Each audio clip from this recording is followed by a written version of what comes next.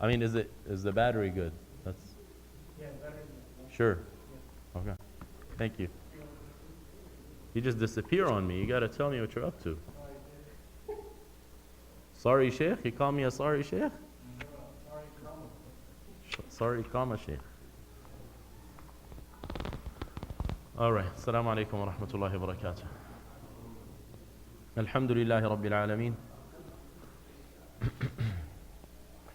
الحمد لله رب العالمين اللهم صل على محمد وعلى آل محمد كما صليت على إبراهيم وعلى آل إبراهيم إنك حميد مجيد اللهم بارك على محمد وعلى آل محمد كما باركت على إبراهيم وعلى آل إبراهيم إنك حميد مجيد. We praise Allah, the one true God, for He deserves all the praise, and we ask Him to bless His messenger Muhammad, to elevate his mention and rank, and to shower him with protection and grace along with his family and his righteous followers until the last days, as He did with Ibrahim, his family and righteous followers in the past.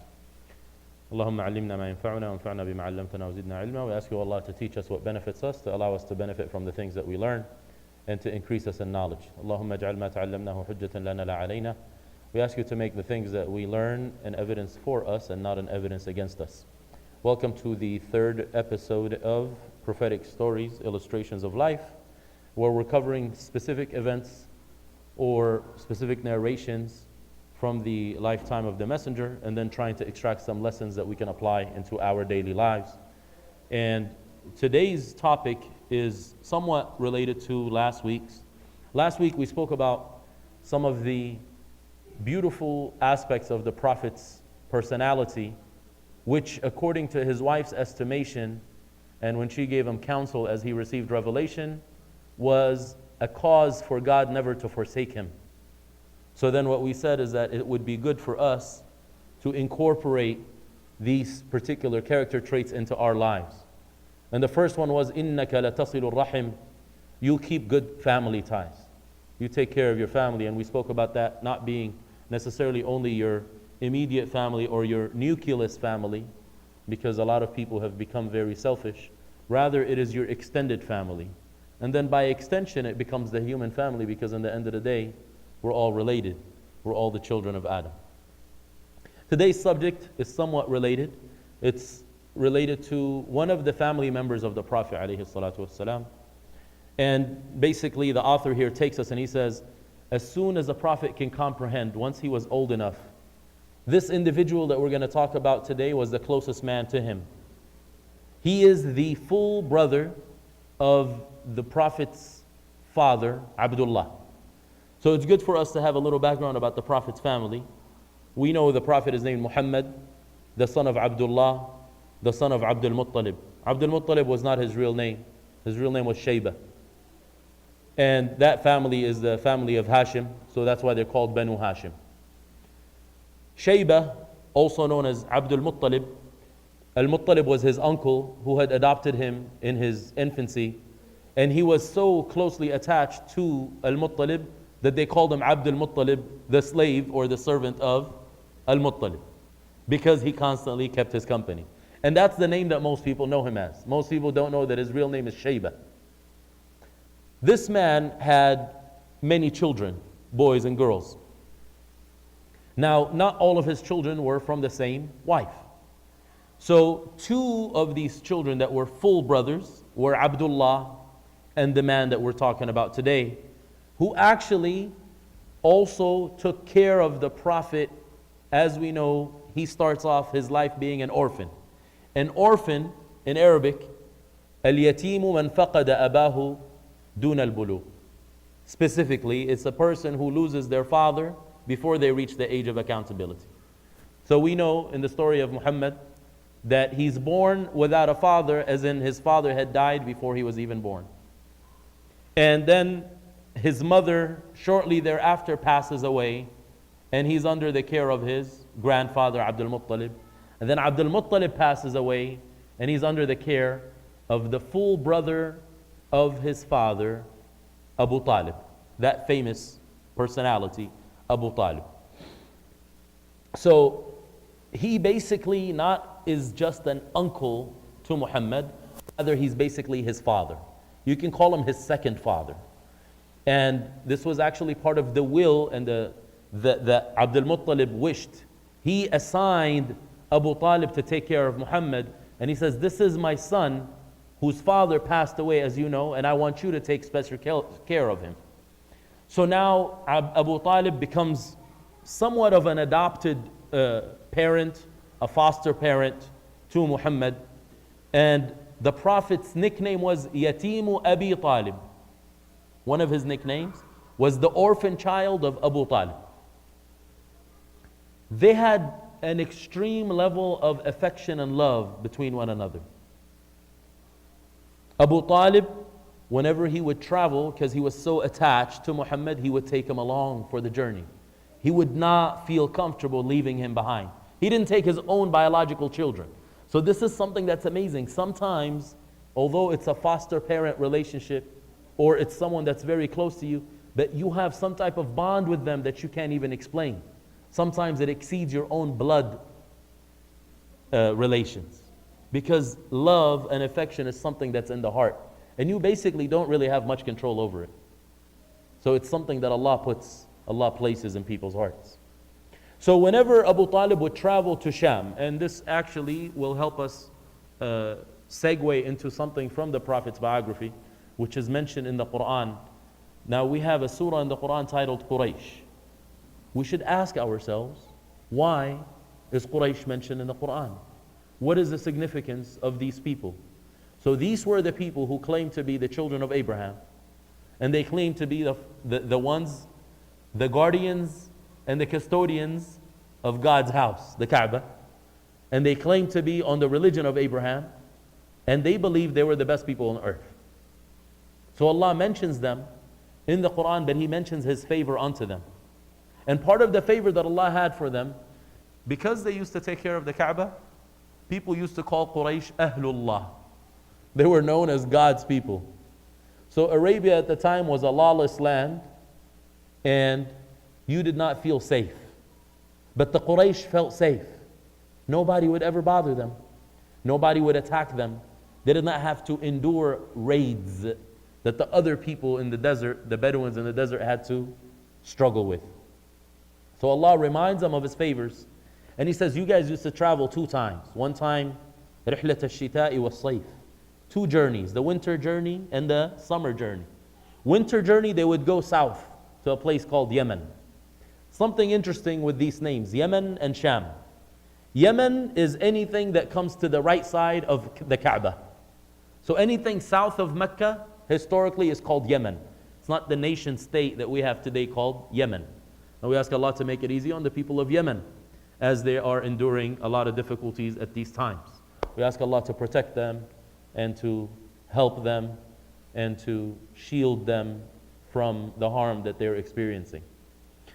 So in the winter time, they would go down south, because down south is tropical weather and it would not be as cold, and they would exchange their goods with the people there. The summertime, they would go to Sham. Sham translates as the Levant. Today, 4 nation states occupy that place, namely Syria, Lebanon, Jordan, and Palestine, a little bit of Iraq, and a bit of northern Arabia. That was called Ash-Sham. Sham comes from the word in Arabic for left. Sha'am is your left. So anything left of the Kaaba was called Sham. So the north side is Sham, the south side is Yemen. And Allah reminds the people of Mecca, He says, remember those 2 trips that you used to take. Why is He reminding them of those 2 trips? Because they felt safe. They could travel in caravans and sell and buy, and nobody would harm them. Other Arabs did not have the same fortune, because they didn't have the immunity of being God's people. So that's why Quraysh is mentioned in the Quran. Allah is telling them, remember Allah's favors unto you. Abu Talib takes this little child, Muhammad, while he was 9 years of age. So shortly after he adopts him, because he adopts him when he was 8. So from the age 8, now the Prophet ﷺ is, as a child, he has not become a prophet yet. And I'm not going to say, Sallallahu Alaihi Wasallam, every time I mention him from now on. Because right now we're talking about Muhammad, the child, before he becomes a prophet. Okay? So, at 9 years old, he takes him on the caravan that he would travel on, and he travels up north to Sham. Now, when you think 9, you're not thinking this is a time to teach anybody business or commerce, to buy and to sell. It's definitely not a good time to travel in the desert and to go through that type of strenuous journey. This is not 5-star accommodations, VIP lounge on a particular airline. They had to travel for a month to get to their destination on camelback and walking, and you had to deal with the elements that you were exposed to. However, what was the cause for him to take him on the trip with him? Emotional attachment. Emotions will make you do things that sometimes don't make much sense. Sometimes you love your child and you decide to take him to a place that would actually be dangerous for him. And some people may consider that recklessness. But for you, you're like, I can't get my eyes off of my child. You're just obsessed. Or a friend. They're like, you're taking him to work with you. You're like, yeah, I love him. Or I love her. And I want to keep him close by at all times. That's an emotional attachment. Sometimes, again, emotions don't have to make much sense. So, it was a two-way relationship. And that's what's important to consider here. It wasn't just Abu Talib liking his adopted child. Rather, Muhammad as well loved his uncle, Abu Talib, his adoptive father. Throughout Muhammad's blessed age, Abu Talib was the closest person to him. You know for how long? For 40 years. Abu Talib was the closest person to Muhammad. 40 years. He picks him up at the age of 8 and he remains with him until 48.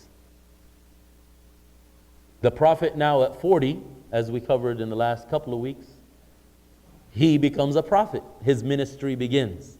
He has a mission. And he has to deal with the consequences of what it means to relay the message.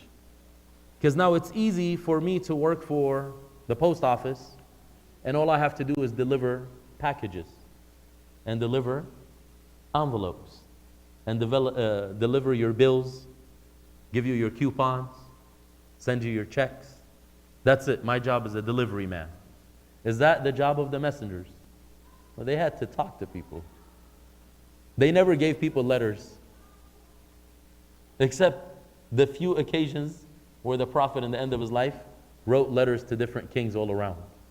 But you had to deal with people that you knew. And you had to tell them that you're not doing things right in life. And you had to ask them to change their direction because you see them going astray. Abu Talib saw the consequences of the mission of the Prophet.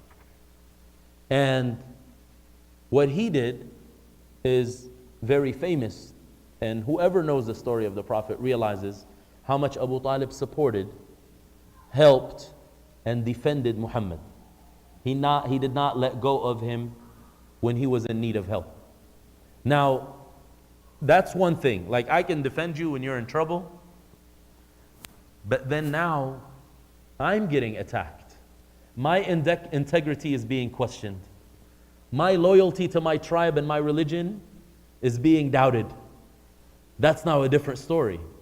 Because a lot of times people will help you, but once problems come to their home, they let go and they stop being your supporter. But Abu Talib remained steadfast throughout the enmity of Quraysh, the siege that they put on, all the types of difficulties and the persecution that they showcased against Muhammad and the early followers of Islam. And he never weakened a bit. Again, a lot of times people get bored, but he had to deal with this for 8 years.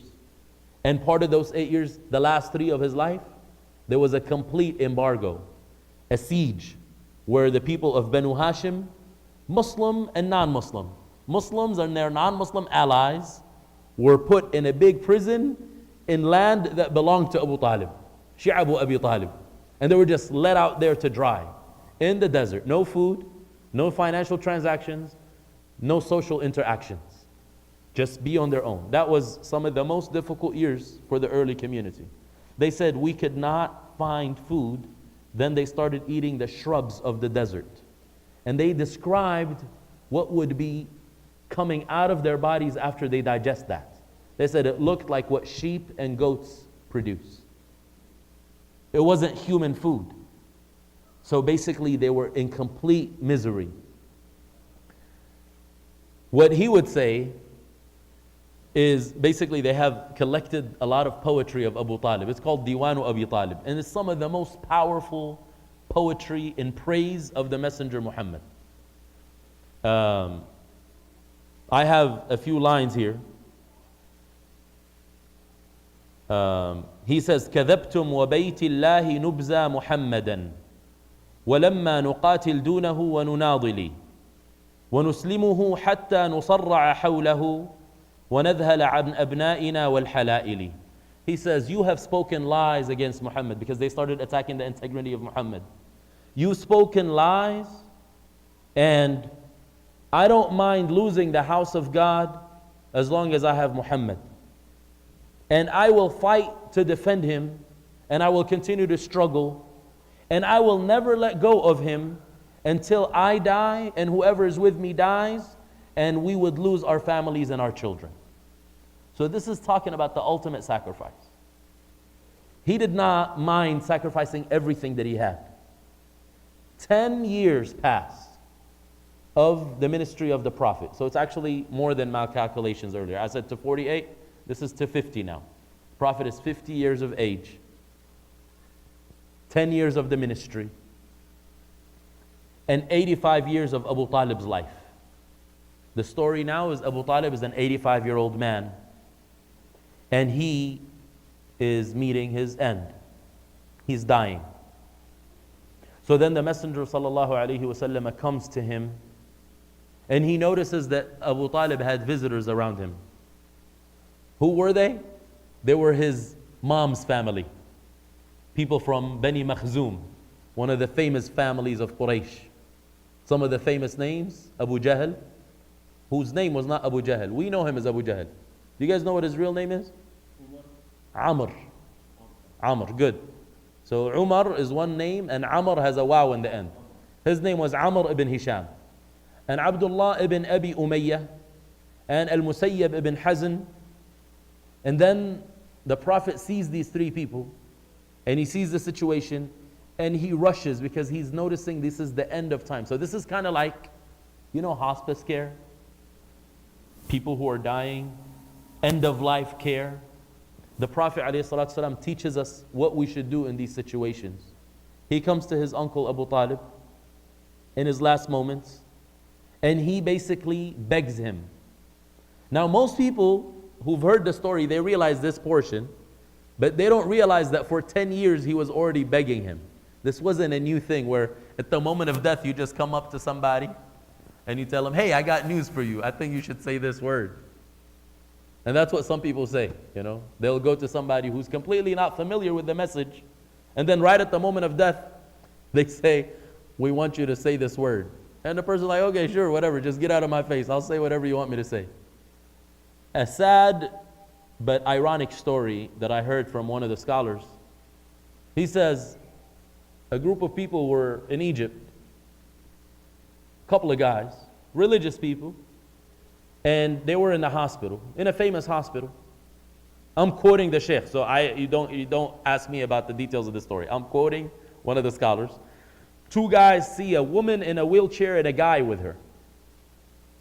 And the woman seemed like she was struggling. All of a sudden the guy goes and like leaves. He's probably talking to the administration. And they notice that this woman is really struggling, like she's gasping for air, right? So these two Muslim guys, they walk up to the lady and they're like, say la ilaha illallah. They want to encourage her to say the testimony of faith as she's dying. And sure enough, she says it, la ilaha illallah, Muhammadur Rasulullah, and she checks out and she dies. Story hasn't ended. The guy comes now. It was her son. And they're like, your mom died. He's like, yeah, I can tell. They're like, but we have good news. She said the shahada before she died. She said this testimony of faith before she died. And the guy started cursing them out. They were Christians. They were Coptic Christians. People in Egypt are not all Muslim, right? So he's like, you made her a disbeliever at the moment of her death. Because according to them, if you say the Shahada, what do you become?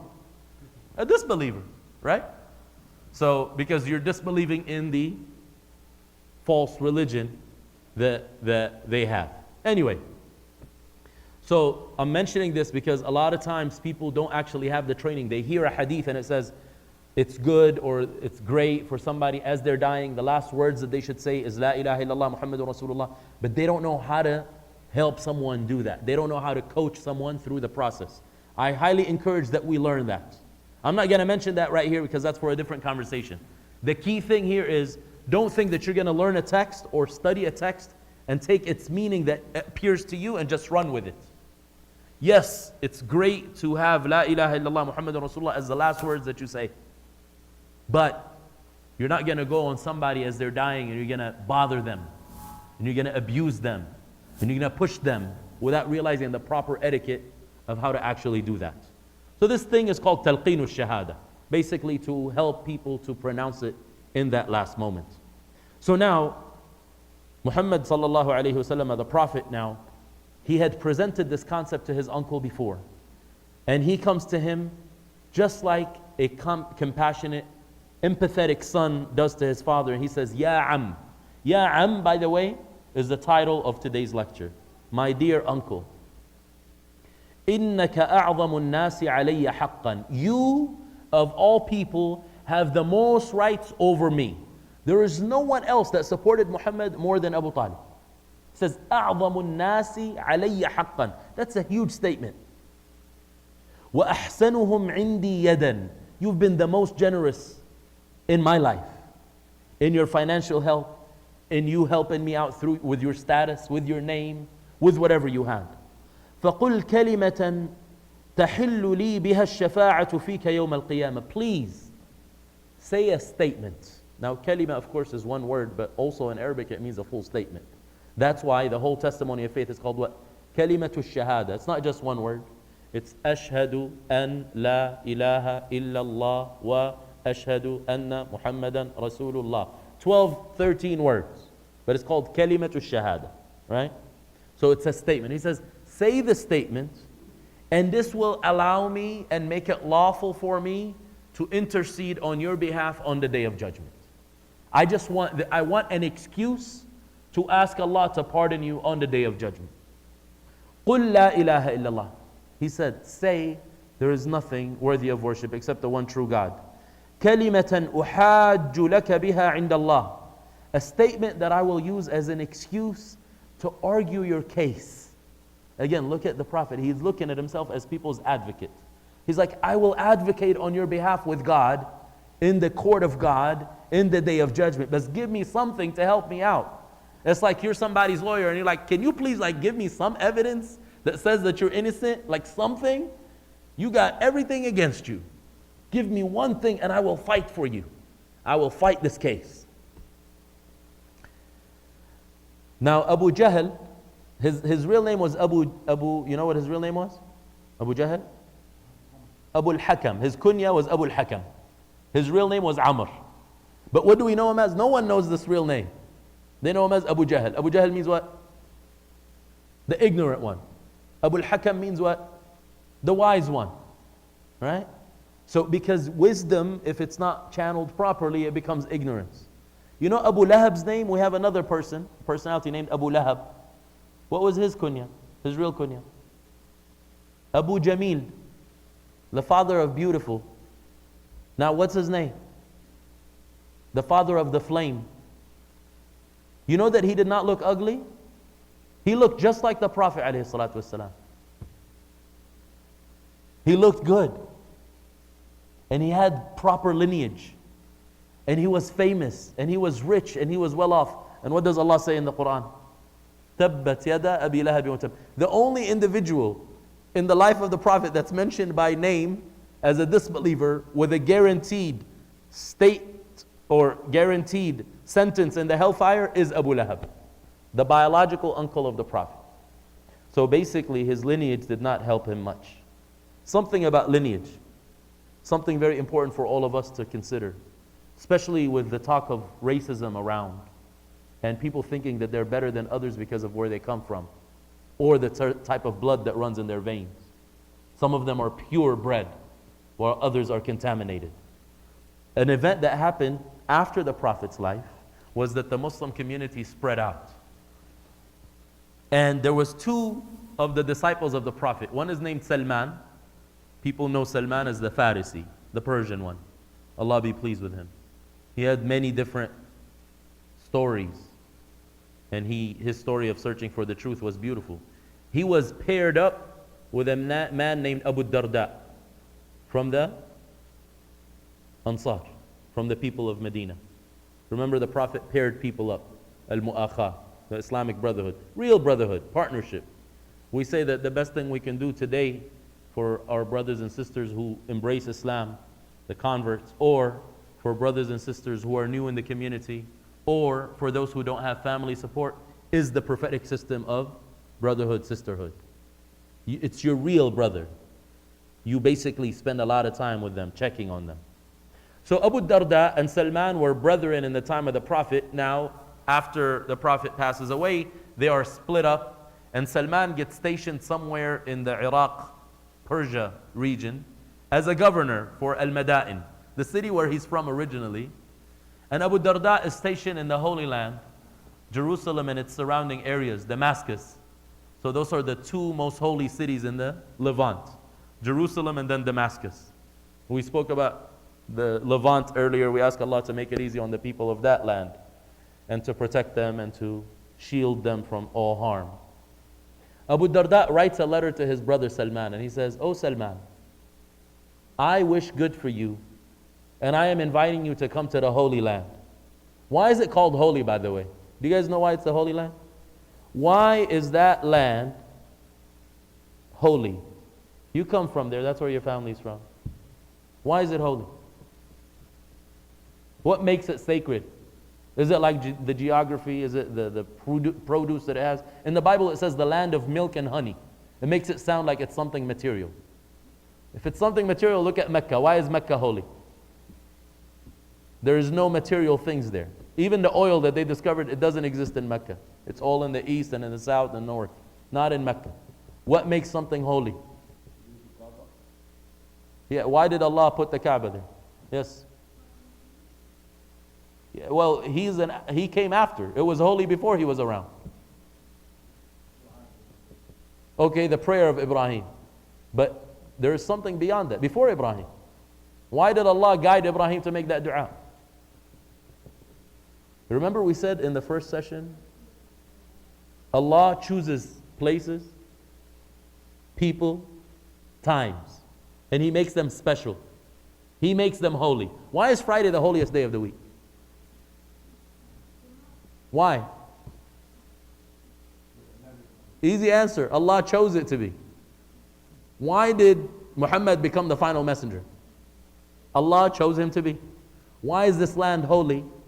Allah chose it to be holy. But didn't Allah just choose it to be holy? He gave us other signs. Many prophets were sent there. So it's called the land of the prophets. All the prophets of Bani Israel came in the Holy Land. So that made it sacred ground because of the revelation that was coming and the righteous deeds that were practiced there. So Abu Darda says, "Oh Salman, come to the Holy Land. Now this is under Muslim control. What you doing over there in Persia, man? Come over here. Ilhaq bina fil ardi al-muqaddasa. Come to us in the Holy Land." He's his brother, like he loves him and he's missing him and he wants the best thing for him. Salman writes back and he says, "My dear and beloved brother, Inna al-arda la tuqaddisu ahadan." Land does not make anyone holy. It does not sanctify anyone. إِنَّمَا يُقَدِّسُ الْإِنسَانَ عَمَلُهُ.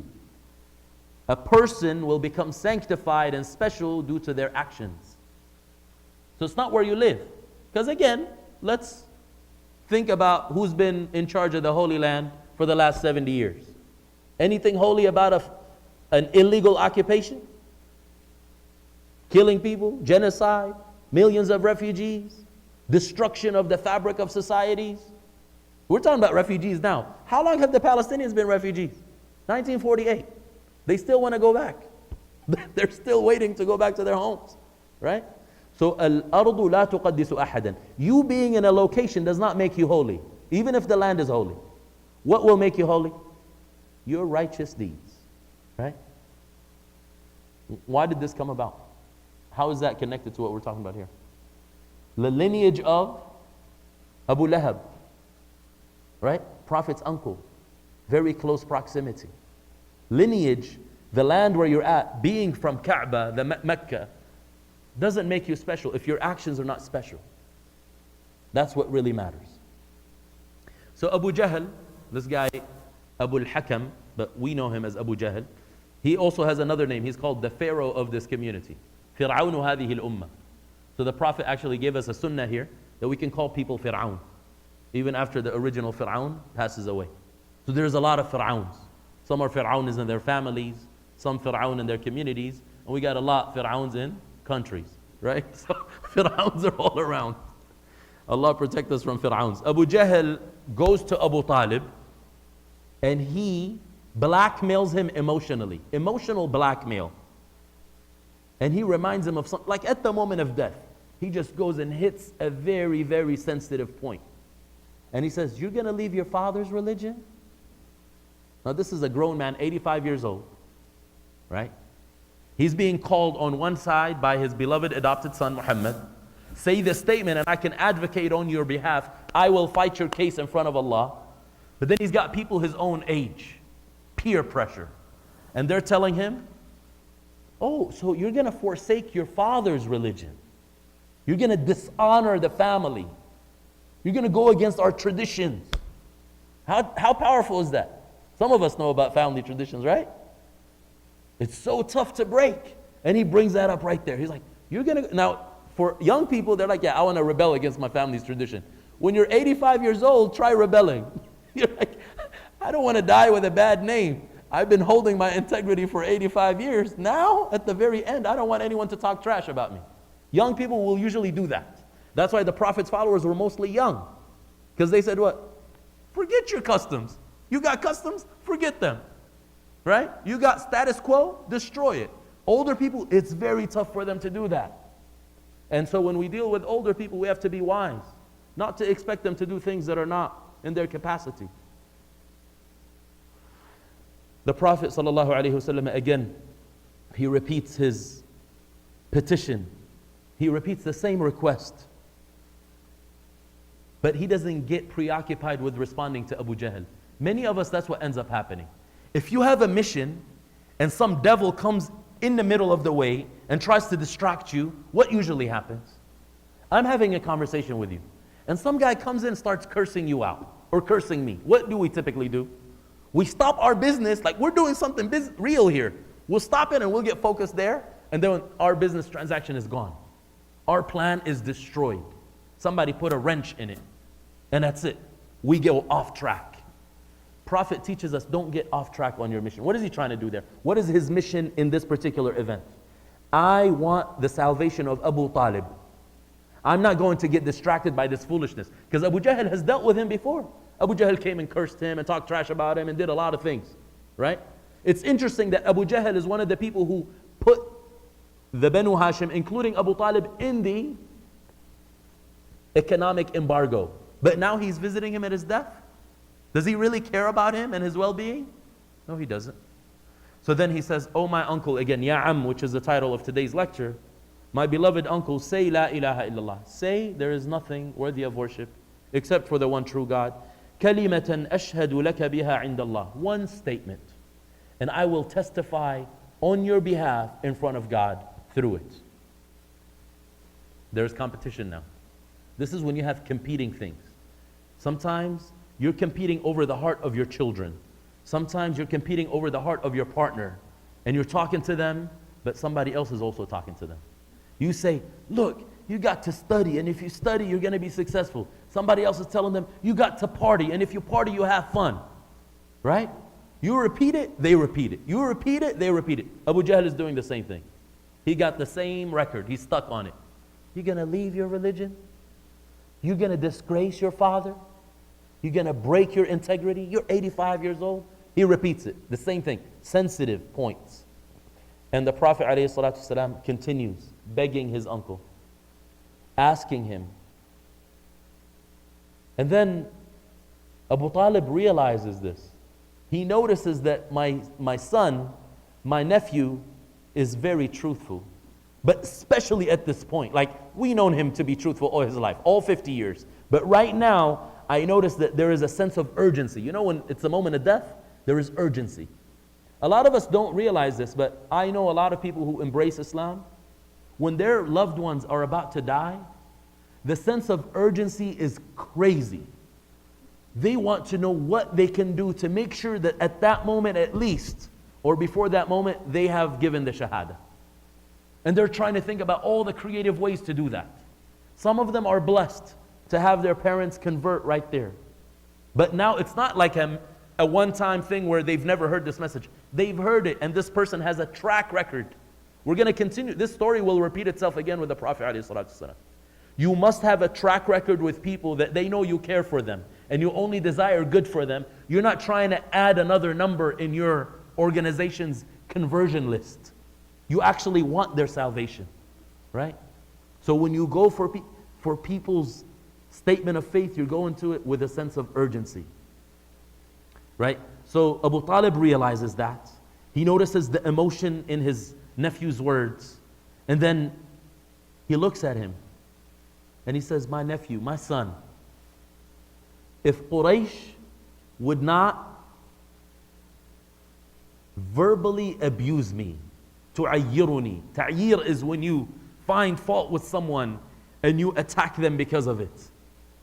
He says, if Quraysh would not verbally abuse me, and they would say, he was afraid of death at the moment of death, I would have given you what you wish.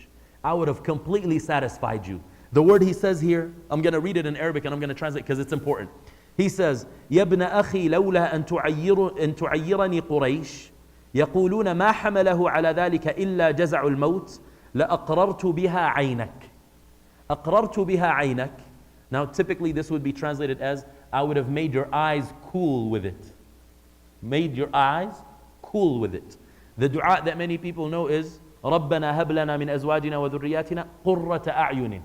Our Lord, make from our spouses and our children coolness of the eye. What does that mean? Like you want to put a cold AC on your eye? Did anyone ever think about that? What does coolness of the eye mean in Arabic? Do you know? What is that? Cold tears, okay? What do cold tears signify? Sufyan? Happiness, good. So they say that when you're happy and you cry, they call them what? Tears of what? Tears of joy. They say tears of joy are cool tears. But when you're sad and you cry, what kind of tears come down? Hot tears. Check it out for yourself. So one is actually a joyful experience. But that's not the only meaning. In the desert, when the wind blows, not right now we got the Santa Ana winds. You guys get them up here or it's only in Fontana? Right? The Santa Ana winds with 100+ degree weather. How cool is these winds? How cool is the wind? The gusty winds that you have all day long. They're not very cool. In the desert now it's got dust with it too, and that goes into your eye. What's the most satisfaction that you can get? When your eyes are protected from that, and you got coolness in your eyes instead of this hot breeze. But then the most comprehensive meaning, they say, is that you have complete satisfaction where you don't desire anything beyond that.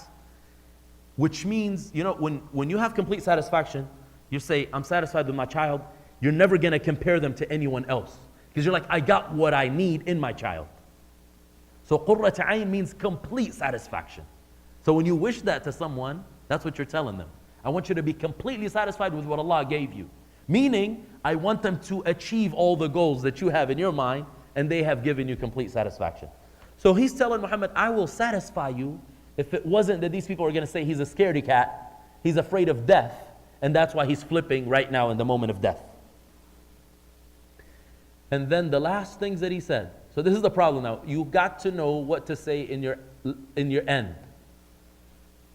And that's why the scholars tell us that if you do dhikr while you're alive, Allah will make it easy for you to say dhikr at the moment of death. But if you were singing and rapping and gossiping and slandering and typing and posting and tweeting throughout your life, what do you think you'll be made to do at the moment of death? Say, المرء يموت على ما حي عليه على ما عاش عليه. A human will die according to how they lived. Right? So then Abu Talib says, أنا على ملة الأشياخ. I'm on the religion, I'm on the faith of the old timers. He wants to stick with the old timers. على ملة الأشياخ, the old men. أنا على ملة عبد المطلب. I'm on the religion of Abd al-Muttalib, the chief of Quraysh. And he refused to say La ilaha illallah. Abu Talib dies. And the Prophet ﷺ is completely devastated, very sad, and grieving. Again, that's a human emotion. And we're not prohibited from having these emotions when we lose loved ones. But he's very sad that his uncle that was so beloved to him and who loved him. Again, sometimes a relationship is one-sided. This is a two-way relationship. The uncle that loved him and that he loved, the uncle that supported him, was not blessed with guidance, with hidayah. Guidance that he himself had brought forth. Guidance that he himself invited people to.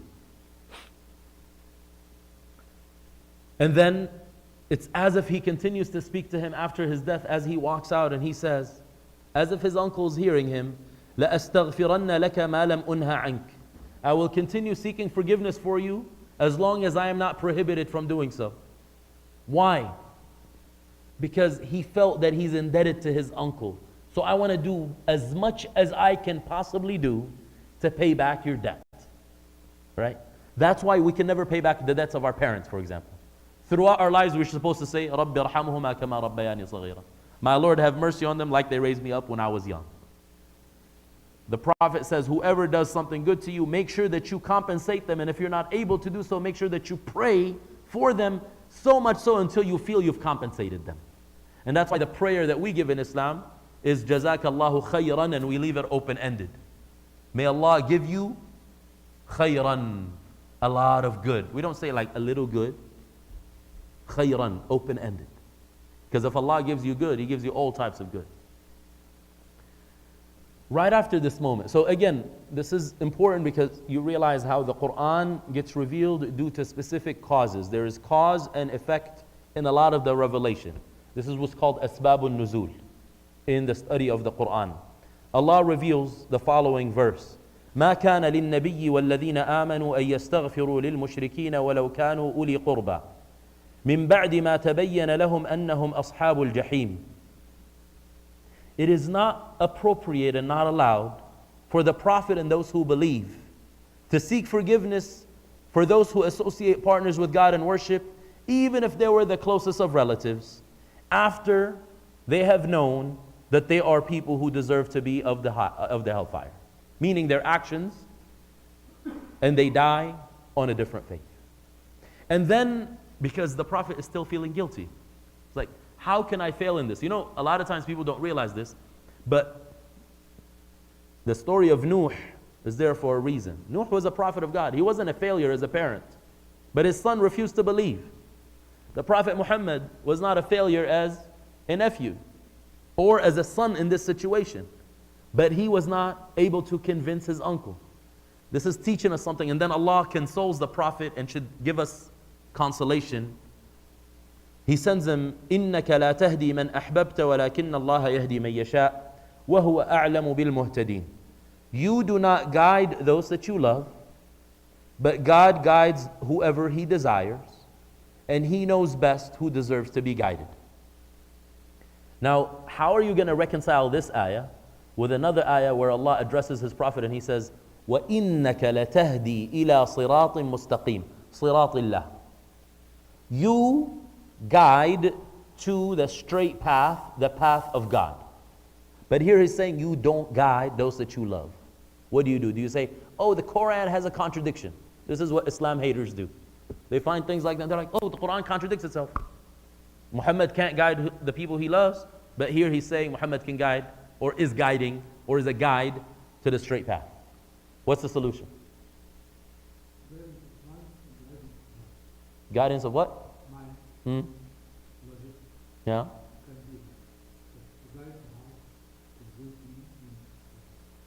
You can convince me with logic too, but it's close, but not completely.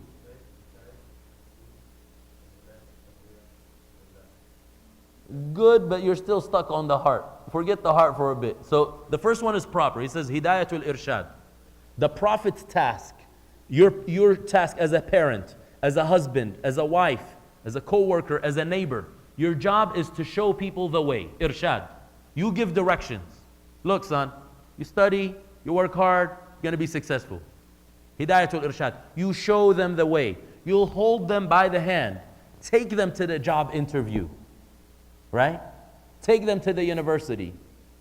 Pay for their schooling. That's all Hidayatul Irshad. But then there's another hidayah. Not necessarily qalb. You guys are stuck on the heart. I think you're into love and the hearts and the emotions. Yeah, so good, but that's not the right answer. But he's saying to be a role model. You got to be. If you're not a role model, you're a failure. So you can show people all you want, convince them, give them arguments, debate with them, buy them, bribe them, like give them gifts, and they're like, no, I ain't having that.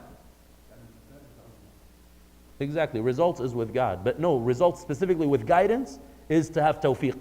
And how do you get tawfiq? That's important. Because here he says, وَهُوَ أَعْلَمُ بِالْمُهْتَدِينَ. God knows who is deserving of guidance. Who is deserving of guidance? You got to have certain traits. If you don't have these traits, you will never be guided. And that's why sometimes the most unlikely people will embrace Islam. And someone in the middle of the Kaaba apostates. You're like, how does that make sense? You're in Alaska. I met brothers who converted in Alaska. You've seen Alaska? How do you convert in Alaska? Right? And then I've seen people in Mecca apostate and leave Islam. Next door to the Kaaba. How? It's got to be in your heart. That's where the heart plays a role. You got to be truthful and sincere. If you're sincerely asking guidance, Allah will give it to you, regardless of all the circumstances around you. And if you're not sincere, and you're a crook inside your heart, Allah will strip you from guidance, even though it's surrounding you. You can come from the Prophet's family, you can be in Mecca, you can be an Arabic speaker, you can be a scholar of Islam. But Allah takes away guidance.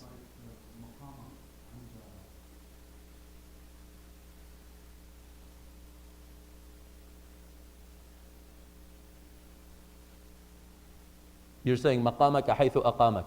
No, that has nothing to do with that.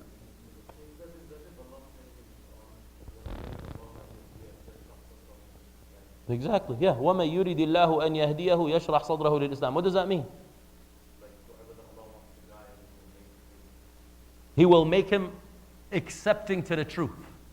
يَشْرَحْ صَدْرَهُ doesn't mean he opens his chest like that, but he makes him open to accepting the truth. But the person got to do what? They have to seek it.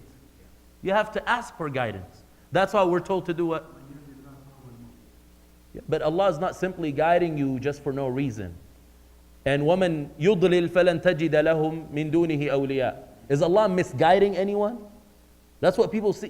People have a problem with it. It's like, well, so God is the one who guides and He misguides. So I have nothing to do with this. I'm just floating. And if God doesn't guide me, that means, He decided I shouldn't be guided.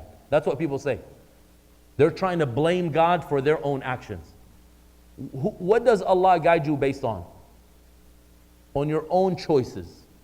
You are choosing guidance and you're asking for guidance. You sincerely want it, Allah will give it to you. If you're lying and you don't want guidance, it doesn't matter how much you hear it, you're never going to accept it. Not because Allah is preventing you from it, your own is preventing you from it. But when Allah sees you turning away, He lets you go. That's why if you notice me, when I translate, وَمَن يُضْلِلْ فَلَا هَادِيَ لَهُ, I say, and whoever Allah allows to stray, no one can guide. Allah doesn't force anyone to be misguided.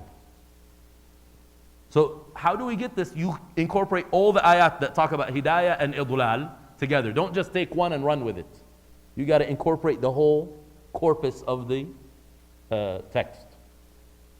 Anyway, the Prophet ﷺ still felt bad and he had a sense of regret and remorse, and his companions would see it in his face. Again, people knew him. He was always around them. So after 10 years of this event, so after this what happens is the Prophet eventually leaves the next year to Medina. 10 years later he comes back to Mecca, conquering Mecca, winning Mecca over, and the people of Mecca come to him telling him, we want to pledge allegiance to you, we want to accept your message. And Abu Bakr brings his father. Abu Bakr was an old man, his father was even older, Ibn Abi Quhafa. And he brings them to shake hands with the messenger and to agree to accept the message. And then this old man extends his hand out, and it's a weak hand. And then Abu Bakr starts crying when he sees this. And he sees his father's hand in the messenger's hand. And the messenger sallallahu alaihi wasallam is surprised, and he says, Abu Bakr, what's going on? Why are you crying? So he says, O Messenger of Allah, I wish that was your uncle's hand instead of my father's hand. And that your uncle would convert, and then Allah would give you satisfaction. That is more beloved to me that my own father is guided. And then he tells them, وَالَّذِي بَعَثَكَ بِالْحَقِّ لَأَنَا كُنْتُ أَشَدُّ فَرَحًا بِإِسْلَامِ أَبِي طَالِبٍ مِنِّي بِإِسْلَامِ أَبِي أَلْتَمِسُ بِذَلِكَ قُرَّةَ عَيْنِكَ. Now this is the other story, which is the love of Abu Bakr for Rasulullah alayhi salatu wasalam. He says, I swear to you by the one that sent you with the truth, I would have been more happy if Abu Talib converted to Islam than when my father converts and embraces Islam, because all I wanted was your complete satisfaction. So he still knew that 10 years down the line, the Prophet still has this vacuum in his heart for his uncle. So now the author says, and today as we read this story, we also have this remorse and this empathy for the Prophet, and we wish that Abu Talib had testified to the truth on that day, and that he was able to witness his nephew conquering Mecca, and that he noticed everybody converting and embracing this faith in huge numbers, and that the Prophet ﷺ himself was completely satisfied. وَلَكِنَّ اللَّهَ يَهْدِي مَن يَشَاءُ. However, God guides whoever he wishes, right? Whoever he selects, because guidance is divine selection, right? Abu Talib, as we're going to read. So now we're going to read the lessons very quickly. I hope I can cover them because I got a bunch and we just went off track. And this is what happens when I go off script. So we got to have somebody here that's going to be the script person. You got to tell me, go back to the book. The first thing the author says, I've asked myself many times, if we're going to think about this logically, who is the most deserving of all people to convert and embrace Islam? All of humanity. If you were to ask, like the ideal person to embrace Islam, right? Like right now, a lot of people think here when we're in America, we're like, you've heard this conversations. I wish X, Y, or Z embraces Islam because their conversion is going to be so influential and other people will be influenced by that, right? It's like that is the ideal personality to come into the community, right? Everybody has their own person depending on how they roll. Who is the most deserving to bear testimony to the Prophet's truthfulness? Of course, the logical answer is Abu Talib. He knew the Prophet more than anyone else knew him. No one knew him as intimately. Remember last time we said how Khadija knew the Prophet? She only knew him for 25 years. How long did Abu Talib know him for? Nearly 60 years. Nearly 60 years he was with him, non-stop. Right? He knew him as a child. He knew him as a young man. He knew him as a youth. He knew him as an adult. He knew him as a man, and he knew him as an adult man, a mature adult man. And throughout these phases of his life, he knew how truthful Muhammad was, how trustworthy he was, how pure he was, how transparent he was. He recognized every single one of his conditions of life. He knew how he left and he knew how he came back. He knew everywhere that he went. And that's why he says about him. He's so proud of him. He's got this line, this poetry. It's called Diwanu Abi Talib. لَقَدْ عَلِمُوا أَنَّ ابْنَنَا لَا مُكَذَّبُ لَدَيْنَ وَلَا يُعْنَى بِقَوْلِ الْبَوَاطِلِ. He says, he's testifying to all of humanity, the community that he had. He's like, they know for sure that our son is not a liar, and we will never deny or doubt what he says. لَيْسَ مُكَذَّبًا لَدَيْنَا. We don't doubt what he says. And I don't care what anyone says. So in his lines of poetry, he says, there's other lines, I don't think we have it here, but he says that I have no doubt that the religion of Muhammad is the best religion in all of humanity. And if it wasn't for people talking bad about me, then I would have said that out in the open. So that's something to consider. Logically, he completely understood. He believed in the truth of Muhammad, had no doubt about it, not even a slight doubt. What's the problem? This is what many people don't realize. They're like, well, that person is actually good. Is there anybody better than Abu Talib? Like, do you know any non-Muslim who's better than Abu Talib? There is no non-Muslim better than Abu Talib. Anyone closer to the Prophet than Abu Talib? No one's closer to the Prophet than the Prophet, right? Anyone that knew how truthful he was, but there was an issue. The issue is you got to testify and you got to submit. And he wasn't ready for that. He says, with all of that, and he saw 10 years of the ministry of the Prophet, day and night, him preaching and teaching and calling people.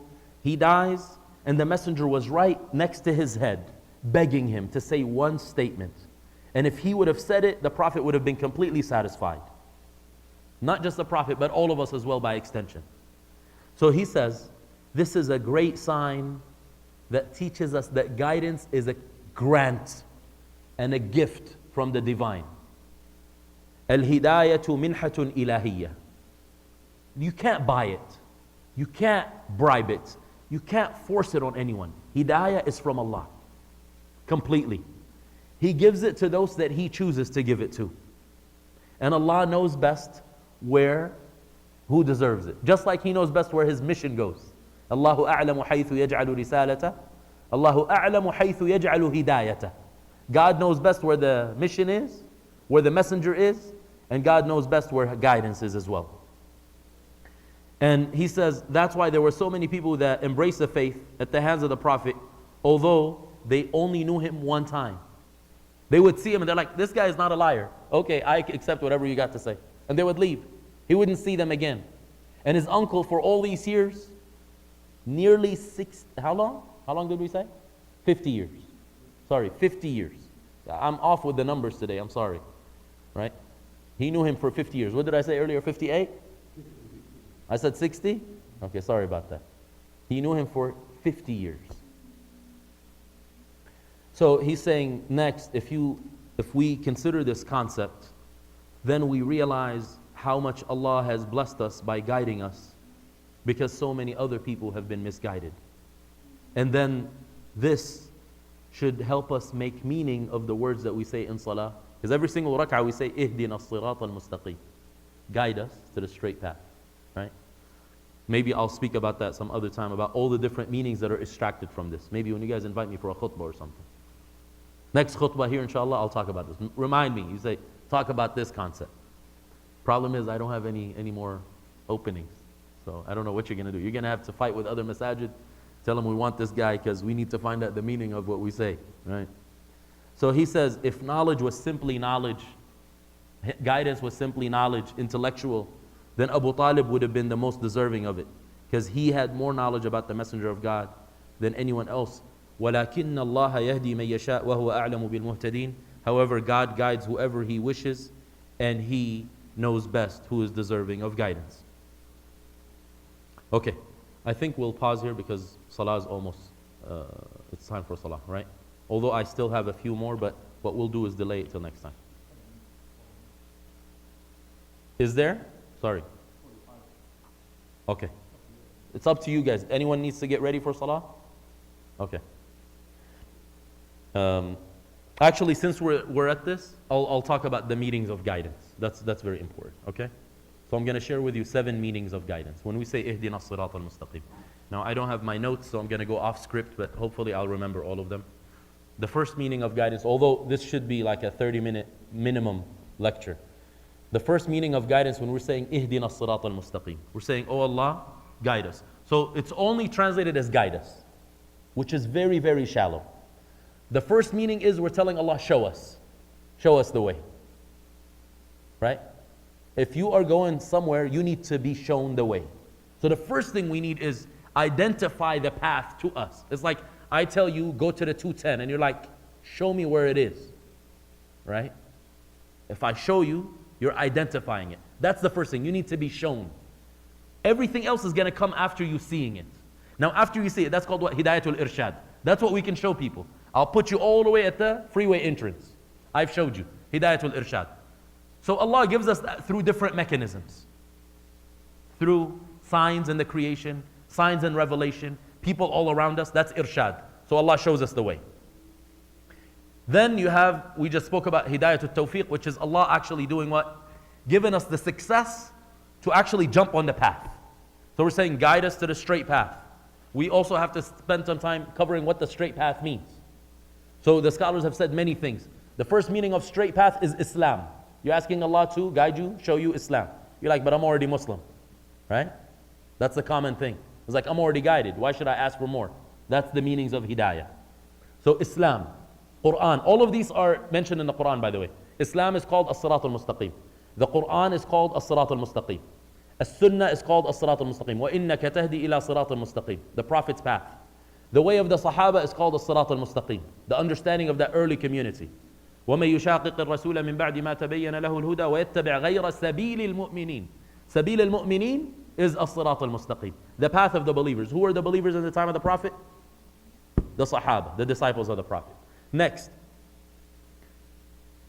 Who are these people? Again, the explanation is Sirat al-Ladina an'amta alayhim. Who are they? Allah tells us elsewhere in the Quran. An-Nabiyyin, the prophets. You got to be on the way of the prophets. Was-Siddiqeen, the righteous. Was-Shuhada, the martyrs. Was-Salihin, the pious. وَحَسُنَ أُولَٰئِكَ رَفِيقًا. So that's the second meaning is show us, then now we've seen it, allow us to get on it. All right, now we're on it. We've had irshad and we've had tawfiq. Next, we're still saying it 17 times at a minimum as Muslims. If you're doing salah, every rak'ah you recite Fatiha. And Fatiha's name is ad-du'a. You're actually making a request. That's the part of salah called prayer. Everything else is not prayer. Everything else is ritual, devotion, right? So the first meaning is keep us steadfast. How many times have you seen people go on a path? So we spoke about university. People start university and then drop out, right? Start med school, drop out. That's a path. I'm not saying that's the path, but we see people do that all the time in life. You get on the freeway, you get a detour, right? So the first thing you need is consistency and firmness. How do you get that? The Prophet taught us a dua. Ya muqallib al-qulub, thabbit qalbi ala dinik. O you who alters the hearts, make sure, allow me to be firm on your religion. First meaning. Second meaning, increase me in guidance. You're like, what do you mean? Guidance is the only thing we need an increase of. We don't need an increase of money or anything else. If you have increase of guidance, all your life will be fixed. وَالَّذِينَ اهْتَدَوْا زَادَهُمْ هُدًى وَآتَاهُمْ تَقْوَاهُم.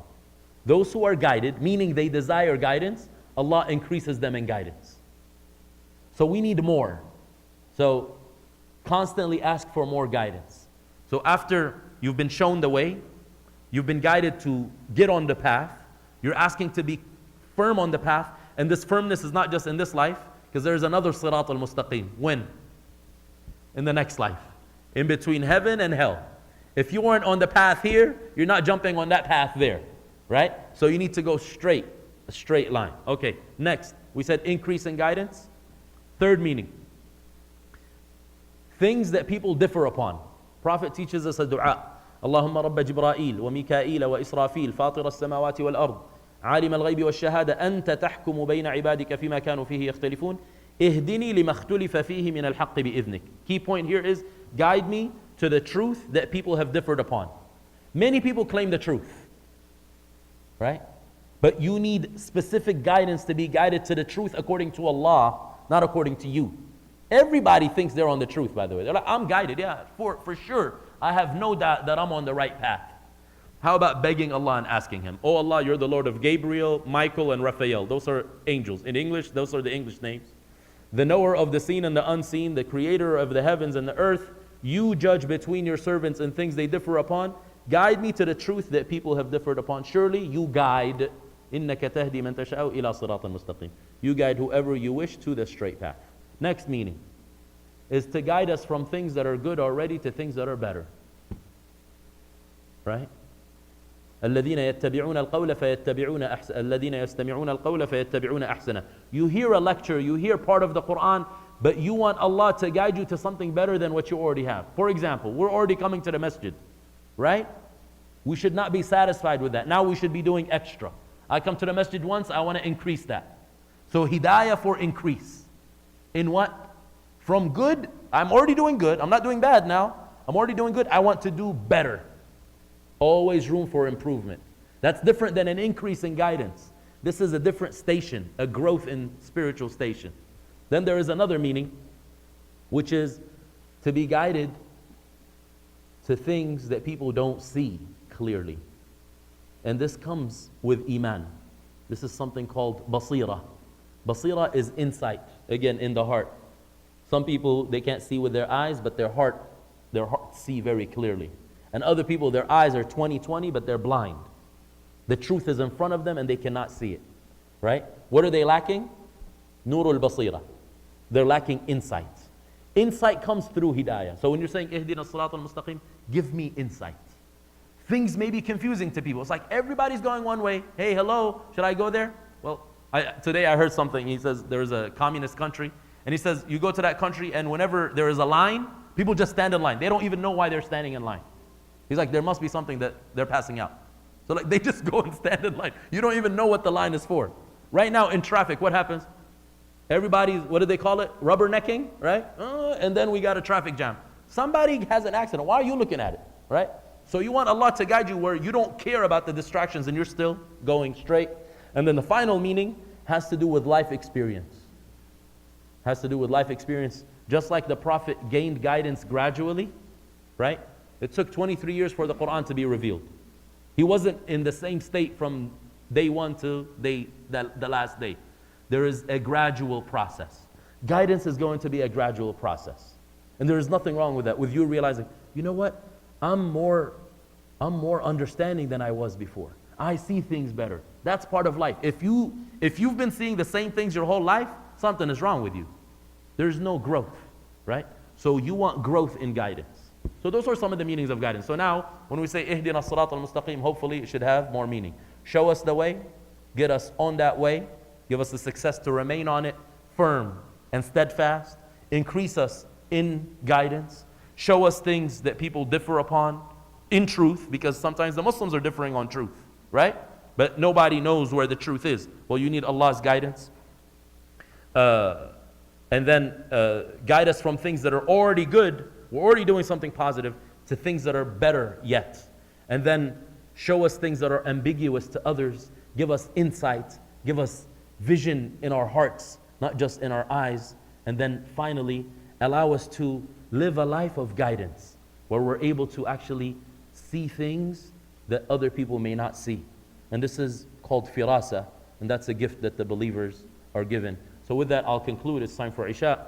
So Allahumma ihdina, we ask you, Allah, to guide us. Allahumma arshidna, show us the way.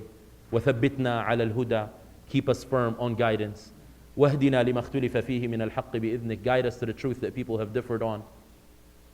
وزدنا هدى, increase us in guidance. واجعلنا من الذين يستمعون القول فيتبعون أحسنه, make us from those people who hear speech and follow the best of it. وارزقنا البصيرة يا ذا الجلال والإكرام, guide us to have insight and vision of our hearts, not just vision with our eyes. اللهم صل على محمد وعلى آله وسلم. We ask you to bless the Messenger Muhammad, to bless his family and his righteous followers. سبحانك اللهم وبحمدك أشهد أن لا إله إلا أنت أستغفرك وأتوب إليك. Allah is far above any imperfection. We testify that nothing is worthy of worship besides him. We seek his forgiveness, we repent to him, and we praise him as we started by praising him. Alhamdulillahi awwalan wa akhira. All praises due to Allah in the beginning and in the end. Wassalamu alaikum wa rahmatullahi wa barakatuh.